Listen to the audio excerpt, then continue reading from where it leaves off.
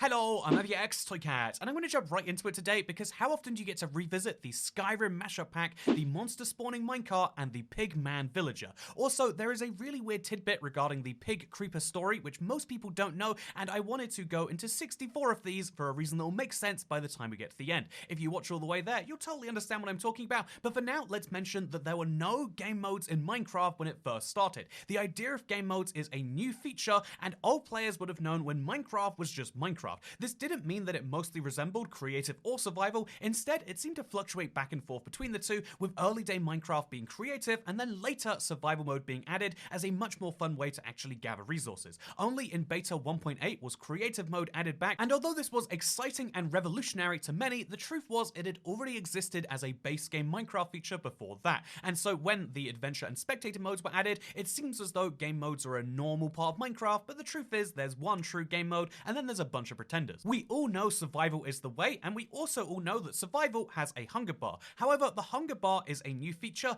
Food used to replenish health and not hunger. It was the exact same Java 1.8 update that decided to add this hunger bar, which would allow you to sprint and do all these sorts of things. But prior to this, having dinner just meant literally restoring your health meter like a health potion would right now. This meant that if you were in lava, you could survive the lava if you were able to eat food at the same rate the lava was damaging you, which was a very fun thing. However, the hunger system is probably a much better alternative, with the one downside being even when you don't take damage, you still need a source of food. And by the way, getting that food is a lot easier now that it stacks. It used to be unstackable. Yeah, that's right. If you wanted to get 9 pork chops, that wouldn't be one little pile in the corner of your inventory. That would be your entire hotbar filled up. This is why surviving lava, even with the instant health food, was much harder. However, no matter how ridiculous it sounds now, because of the prior item, honestly, you didn't really need food that often, and so just having one on your hotbar for emergencies was enough for most people. Just like how this version of the Nether was enough for most people. That's right, this was seriously the size of the Minecraft Pocket Edition Nether for quite some time,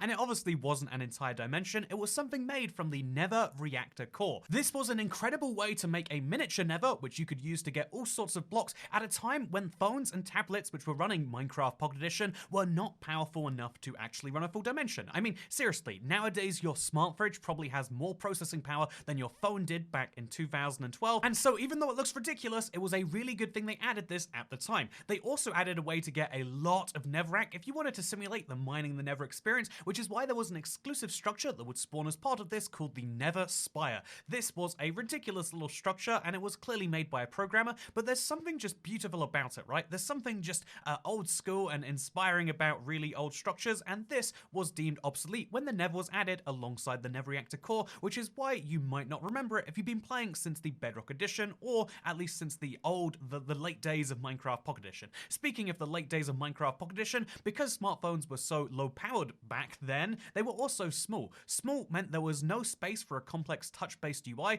and there was no F5 key. In fact, you might recall Minecraft Bedrock on phones today still doesn't have an F5 key, which means the solution they used to use was the camera. This was a way to take pictures and do all sorts of third-person options, and it is something they have removed from the base Minecraft Bedrock game and is now only in the Education Edition. Honestly, the Education Edition is such a weird part of the game. Has anyone actually ever had a school lesson where they learned about the periodic table just based on all these blocks? I don't know if that's true, but I do know the Xbox 360 tutorial world taught me so much more. For real, just looking at this screen brings back so many memories of a simpler time, if I'm being honest, but there's also a beauty to the idea of implementing this beyond just nostalgia for current day players. It's the fact that Minecraft was a game you had to learn entirely from either videos or the wiki, and this was a problem for players on consoles who wouldn't necessarily have access to those things, so the tutorial would teach you how to play Minecraft, and so for many people, this wasn't just the first time you play Minecraft, it was the thing that taught you everything you knew. The Minecraft tutorial is basically like a father many players never had, and unlike your father, it actually came back with the milk and even taught you how to craft some yourself by using a cow. It's absolutely beautiful, and the only thing less beautiful are gears. Did you know redstone is a fun idea, but what about vertical redstone? Gears would have been a great idea that could have achieved the exact same concept of using a block which went along the floor or walls to transmit a signal, and unlike redstone, it could go up walls or on ceilings and have all of these fun extra mentions. However, it never made it past this 2010 experimental video that Notch uploaded, and ultimately I think redstone is a better fit for the game. Gears would have taken it in a much more steampunky direction, which is fine if you know what you're doing, but who knows if that was the goal for Minecraft. I think think modern day Minecraft is better for redstone, it's just we probably need a way to put it up walls. Speaking of taking things up walls, the original stone cutter is a really fun concept because Minecraft Pocket Edition used to have something called Mattis. This is the Minecraft Advanced Touch Technology Interface System, which was a better crafting system than the Java, or so your grandmother who's never played video games might say, but more seriously, this was very good because you could just tap things to make them happen, but it had a really big limitation on the number of items that could be contained, so they had to add a stone cutter to the game, not the current stone cutter, this one, so that you could have a specific place for stone-based items. This meant the progression from wood to stone tools was not get a wooden pickaxe and mine stone and make stone tools, it was get a wooden pickaxe, make a stone cutter, and then move on to that step, and it was very, very interesting as a concept. However, the only thing more interesting is something your grandmother also doesn't believe in, and that is not sleeping. So there used to be a day-night cycle, and the night lasted the same amount of time as it does right now, but until the bed was added in 2011, there was no way to skip it. It was only available in Reddit first, and it was a godsend because it finally meant that if you wanted to go outside and it was night, you didn't have to just mine inside or desperately hope you didn't get killed by a creeper. More about that creeper coming up later, but instead you could skip through the night, and again, a revolutionary concept. The only thing we need now is a way to skip through the day. We need a sofa bed Minecraft. We need a way to be lazy and specifically only have night. But for now, the bed is great, even if it has a bunch of colors that aren't the objective best one. But speaking of objectively best, Crying Obsidian fulfilled some of the role of the bed because it was the respawn point function of the bed. The idea was that you could respawn wherever the Crying Obsidian was, and this was a great way to customize your world, but they decided this wasn't very good in the end, and so they moved this into the bed, which is very interesting when you look at the two things together. But to kind of bring it back, in the Never update, they brought it back as a crafting ingredient for the respawn anchor, and so now Crying Obsidian is a respawn point setting device. But as old players know, it goes back way further than most people think. It's not a 2021 feature, it's a 2011 feature. Speaking of 2011 features, that is a positively recent development when compared to the brick pyramids. This was the first structure, and honestly, it's super weird, right? Just as weird as the super secret settings. I remember playing Minecraft for the first time and having this very weird idea that you could cycle through wacky shaders, including blur and invert, and honestly, if you've ever seen super secret settings, you're probably entirely aware of why they were removed, but it had some very strange effects. Also, if we're speaking about strange effects, we have to say it's positively strange the noise you make right now when you take damage, and instead, the classic oof is the one that sticks with me so much more. My god, is this noise the one that sticks? And honestly, the reason why they had to switch has some really fun history about, like, well, it wasn't really owned by them, but I think that this sound is just too iconic, and the fact that it's gone makes me say Anyway, so next up, we have the fact that mobs used to spawn when you sleep. Before 1.0, the full release in 2011, if you slept in a bed in an area exposed to monsters, it wouldn't just be that monsters could potentially spawn, it's that going to sleep would actually spawn in a mob to attack you. This was an absolute nightmare because you could be going to bed on low health and then immediately spawning to fight something, and you'd never know if your bed was perfectly guarded until that skeleton started destroying you. This is one of the few things on this list where I have no nostalgia. It is, as far as I'm concerned, a dumb phase of Minecraft, but you know, actually I lied. There's something nostalgic about going to bed and not knowing if you're gonna wake up in the morning. Next up, we have Herobrine being removed. If you weren't around in the good old days when Herobrine used to exist, because Herobrine was in the game and then they removed him, and then he was in the game and then they removed him, and he clearly was in the game or they wouldn't remove him from all of these changelogs, but he was finally removed and never re-added, clearly, or maybe they just haven't found him again, who knows? But what we do know is that rubies were announced in 2012 as the currency of Minecraft, but they were later exchanged for emeralds to make it easier for people with varying degrees of colorblindness to distinguish between redstone and rubies/emeralds. Rubies have made a fun comeback though, both as the currency in Minecraft Earth, but also as a new pattern on the clay pots for the vanilla game. I absolutely love when they take an old feature and turn it into lore that it used to exist but now doesn't, and I think this is absolutely beautiful. Something I don't think is beautiful though is the old enchanting system. Do you know that it used to take 50 levels to enchant something to the max, the equivalent of level 30 right now, but also it would drain all of those levels when you spent them, which meant if you wanted to get another thing enchanted, you'd have to get from level 0 all the way back to level 50. It was an insane system by compared to the current one, where they later made it 30 levels and then added the current lapis system, where you'll only use 3 of your 30 levels to make that max level enchantment, and honestly, it is absolutely crazy. Just like how it's crazy to imagine that in 1.18 they'd add the ancient city to the game without any of the purpose or the war modern or anything behind it, but that's what they used to do in older updates. The village was added to the game before villagers to trade with, and the stronghold was added to Minecraft Console Edition without an end portal to go through. I have a stronghold in my Let's Play world, and there is no end portal anywhere in there. It's just a bunch of rooms that lead to nowhere, and this is the state of Minecraft that used to be the case. Minecraft is a much better polished game now because it's not an indie game. It's somehow owned by the most valuable company on earth, and it's an absolutely crazy contrast to see, just like how secret updates used to be possible and now no longer are because of the same development process. Back when Minecraft was developed by a smaller team, there was just a team of one that could make a secret update that was released without any notice. Some of Minecraft's most notable features were added in these updates, such as redstone, rails, and sneaking. You know, sneaking in a Secret Friday update, what a genius idea. Just like how the original player walking animation was genius and artistic. Minecraft has gone through many titles, but the very earliest one, the one that this old footage that you might know where it's just green and stone basically, was called Cave Game, with the idea being the caves would be the main point of the game,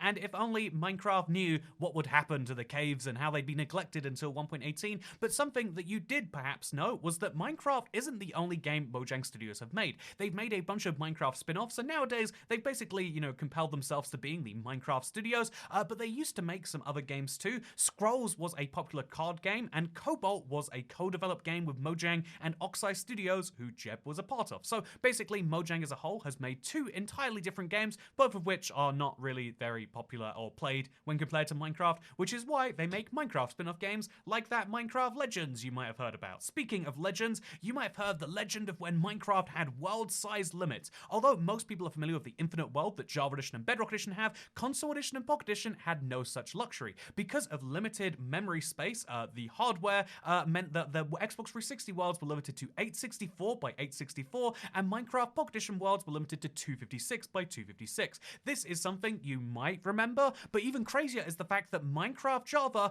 actually used to only have 256 by 256 worlds too. It was a really big development called InfDev, Infinite Development, that allowed the worlds to go on forever, and it's really clever the way they store the world, so you can have a 30 million by 30 million world stored in just a few megabytes. Really well, efficiently made code when you consider that much smaller worlds in bigger games will take hundreds of gigabytes up, such as those in Skyrim, although really that uses 12 gigabytes. It's pretty small for a modern game. You know, modern games are getting too big, right?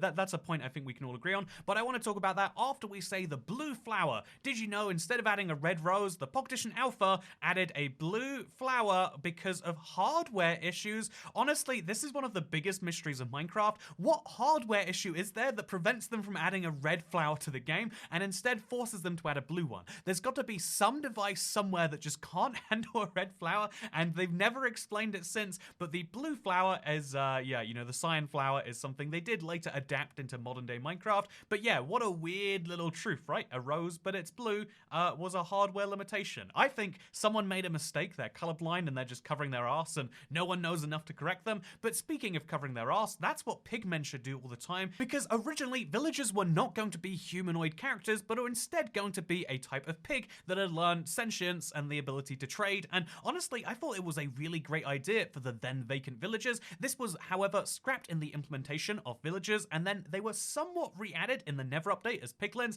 and so it's not entirely gone, but there's just something about these guys being the villagers that would have added a real element to Minecraft that would have deepened the pig lore of the game, right? Speaking of villagers, they used to be called Testificate, which was what Minecraft players would see them as. A very, very odd truth, and that's why some old school players will still call it a Testificate, because that's the only thing the game ever called it officially. They're the only mob to ever have a name, just like how the only blocks to ever have changed are, well, you know, actually, almost every block has changed, but these are the ones that might be most recognizable. This is the old block of gold. Wow, this is ugly. This is the fine block of iron. This is the bricks, which must have been designed by pricks. This is the, can you say that in a Minecraft video? This is the grass, which looks like this is the cobblestone, which, you know, honestly, I like the old cobblestone texture. It's pretty decent, right? Let's not talk about gravel too much and instead talk about Black Steve. I get a lot of people saying that in my creative world, Black One-Legged Steve is an offensive character, and it's like, well, actually, Minecraft used to have a Black Steve, alongside Rana,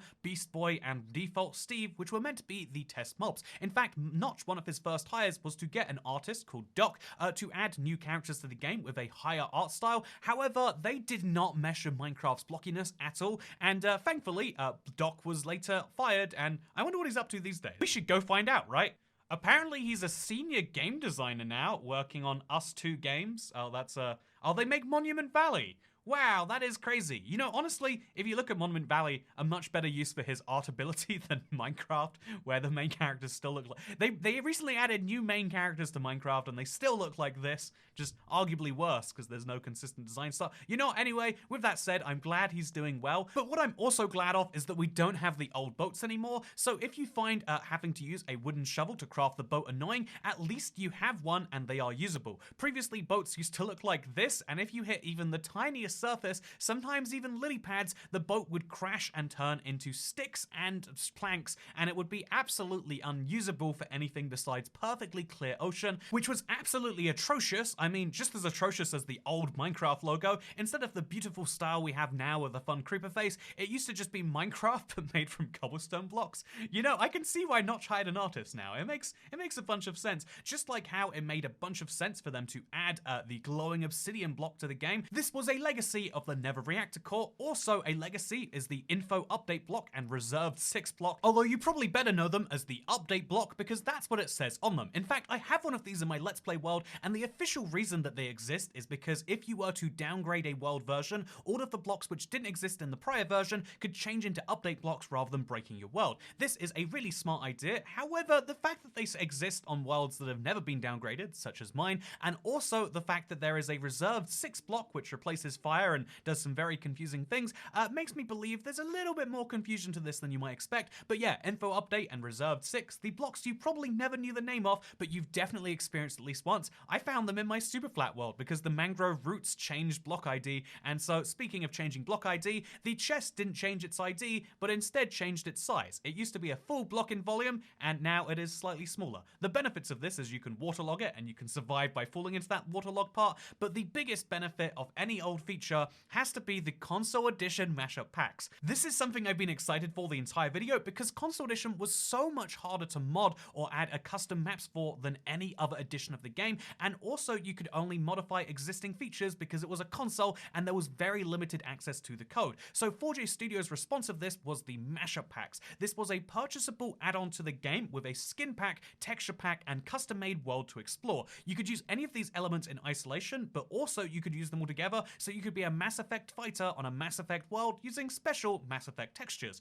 Later, obviously, they made Toy Story and Halo and Little Big Planet and lots of great... The Super Mario mashup pack is still one of the most iconic things to this day, but the one that hit me the hardest was definitely the Skyrim mashup pack, and just for a little bit of nostalgia, let's go back to one of my old videos for a second, because this is the Skyrim mashup pack. I'm exploring it in creative just to do a little showcase video back in the good old days of 9 years ago on YouTube, but November 20th, 2013 apparently. But yeah, you can see from this video that, like, man, they really did faithfully recreate a game that I played for hours before that, and so to see it in Minecraft and not have to download some crazy stuff, it was actually made by first-party developers, was nuts. Look at this. It's really Skyrim. It's officially licensed, so they can have Whiterun over here, and this is the real town with real textures, really handcrafted and put in there. There's a quest to find all the discs, and there's just, honestly, it was a beauty to see at the time. It was honestly a showcase as well of what you could do in Minecraft. Because this was made by professional artists, you could see really impressive stuff being done with Minecraft, and it was an inspiration for me personally, but also I think for many other players who looked at this and said, I could do something like that. I mean, look at this. Look at this. Building this, I mean, it's absolutely nuts. It's absolutely crazy, and I liked it a lot. I also loved getting all the music discs and stuff. But yeah, the mashup packs were an absolute throwback. Every time I look at these, I'm like, I'm amazed they exist, and I just have to say, thank you 4J Studios for bringing them to us. One of the great parts of the console edition was just knowing which IP they'd collaborate with next, because they had Skyrim, they had Mass Effect, they had Halo, they had Super Mario, and the list just kept getting crazier until mashup packs were eventually discontinued, but it was beautiful while they weren't. By the way, yes, I am wearing green despite being in front of a green screen. This was not a poor fashion decision because it's my Minecraft Lacoste shirt. Isn't that that beautiful? We're gonna go rapid fire just for a second here. The original Minecraft Pocket Edition crafting, the mattes looked like this and had some really interesting recipes in it. Minecraft was going to come to the Oculus, however, before the modern VR Minecraft. However, Oculus got bought by Facebook, and so Notch cooled it off and publicly disclosed his distrust of the company. The giant mob was effectively a massive zombie. It is a mob that you'll rarely see in the main game, but it's technically still in the Java edition in the code, but they slowly are removing more and more bits of it, hinting it will never come back. The Raspberry Pi edition was a stripped down version of the Pocket Edition, which is still available and still playable on the Raspberry Pi. It's absolutely crazy. I have played this edition on my channel too.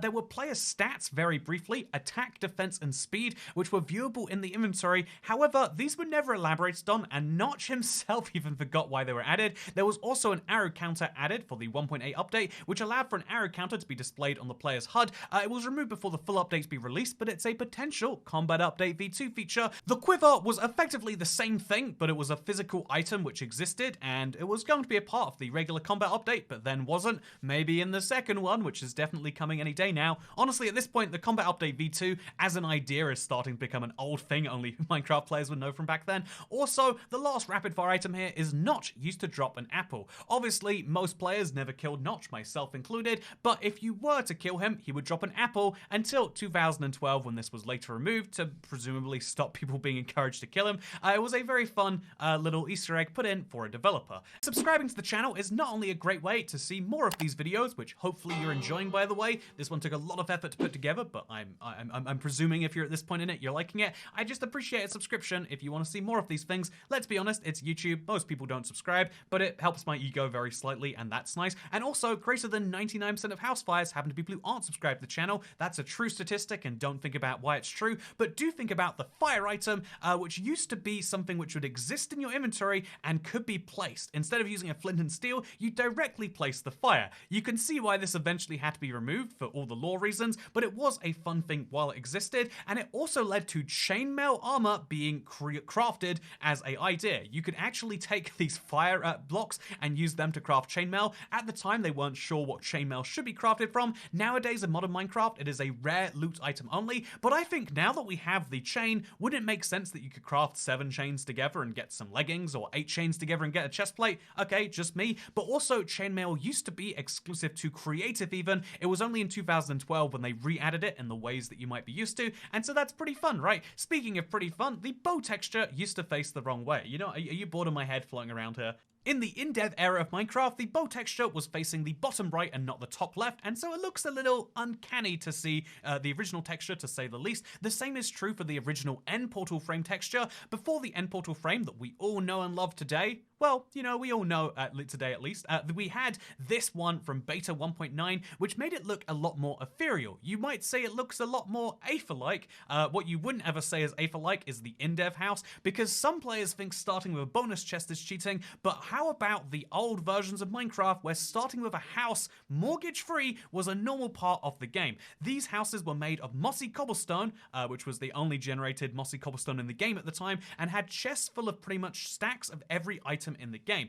We also had, by the way, that's 50 items on the list. Wow, we are only 14 away from understanding why we're at 64, and I know there's a reason you think that that makes sense, but it's all going to make sense when we get there. But also, there used to be monoliths in Minecraft. These were a very strange part of the game, which would jump up to a height limit as if a chunk had been elongated. We also had isometric screenshots. This was effectively a precursor to the structure blocks export function. It's very cool because you could see your world from this isometric perspective. This is something which is old and makes you feel old, but also should be reintroduced, right? I would love to see some of my builds from this same perspective without having to put them in a third-party program, just like how the original world generation was beautiful, you would say, if you were blinded by your nostalgia.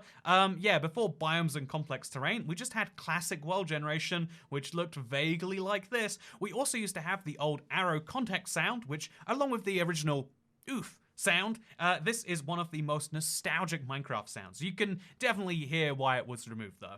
We can't tell so clearly though why they removed the demo modes from all editions of the game.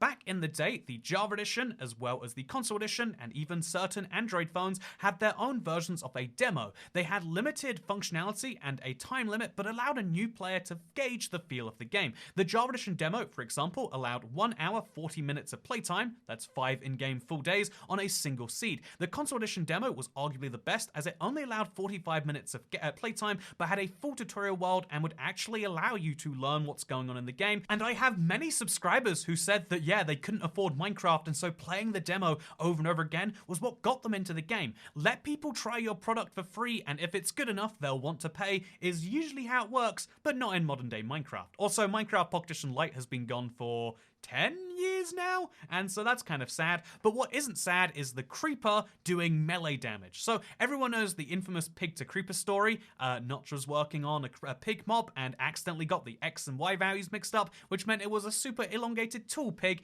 and then the legs look like this because they're all at the bottom. And wow, if we just change that to be green, it looks a lot like a creeper, doesn't it? Wow, and that's how the creeper came to be. However, the interesting part of this story is when the creeper was first added, it acted more like a zombie in the dawning of its development. It only dealt melee damage in 2009, and it was later in the year they decided to add the exploding function, and nowadays the exploding creeper is one of the most iconic parts of Minecraft. Everyone tells you when you first get into the game, avoid those guys. When I first got into the game, my friend very excitedly told me, like, make sure you avoid the green mobs, and I was so confused about what he meant until I saw one, and it was only at that point that it all made perfect sense. Speaking of perfect sense, wool was something that used to be called cloth, because to add a bit of color to the game, Notch added wool, but it was actually called cloth at the beginning. This was in 2009 and looked very, very different to the modern day wool, which we now have and has been changed a little bit.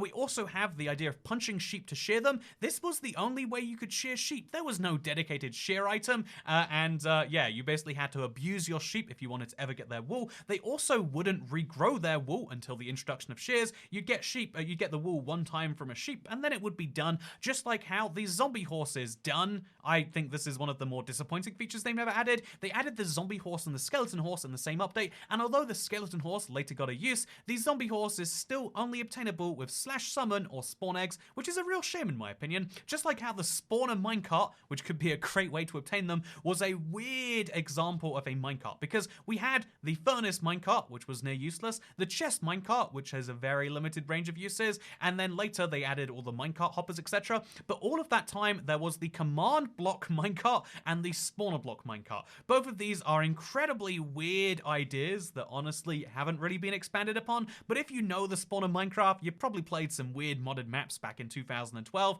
and honestly, same. Speaking of same, dead bushes are something I like to advocate a lot for here in this channel. As you likely know, we're always supporting the importance of it. However, did you know before the dead bush, there was something called the shrub? I'm not quite sure what the difference between the shrub and the dead bush is, and why the shrub is discontinued and only possible and accessible via commands, but there is an entirely different item with basically the same function, and now you know. What can you do with this information? Precisely nothing, but if you're an old player, you already knew it. Just like how, if you're an old player, you knew that the old sponge didn't used to drain water. It used to just be a pretty block that existed in the creative inventory until they added the ocean monument and a way to obtain them in the wild, and then they were a way to drain various things. Let's say you drain an ocean monument or an entire ocean with them, those things would be insane, but you better believe someone's done them. And now finally, 64 seems like the logical amount for a video like this. However, the fun thing about this is that before Java Edition InfDev 2010-03-20, item stacking went through a phase of having a limit of 99,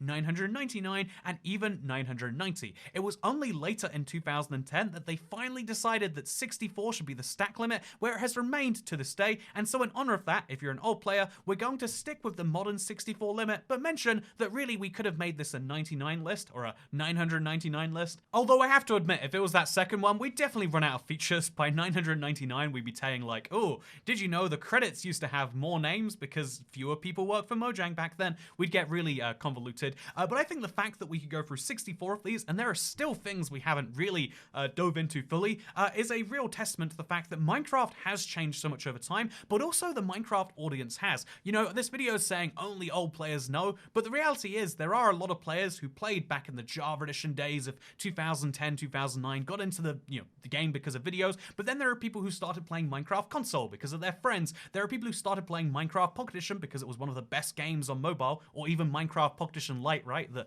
real old school stuff. The truth is there's lots of distinct Minecraft communities. Every single year there are tens of millions of players who have never played Minecraft before who are getting into the game for the first time, or at least are buying Minecraft for the first time. And I think that is one of the beauties of this community that I am proud to be a part of. Thank you for joining me for today's video. I hope you found this to be interesting. I know, usually it's a bit gatekeeper to say old Minecraft players, but the truth is there are so many of us, and ultimately, even if you're a new player, you might know some of this stuff, and at the very least, now you do. Thank you for joining me, and thank you for perhaps joining the channel, because I look forward to seeing you in the next one. Goodbye. And look at this, look at my hands. You can just see me. I'm like one of the bosses from The Legend of Zelda. Look at me right now, hanging out here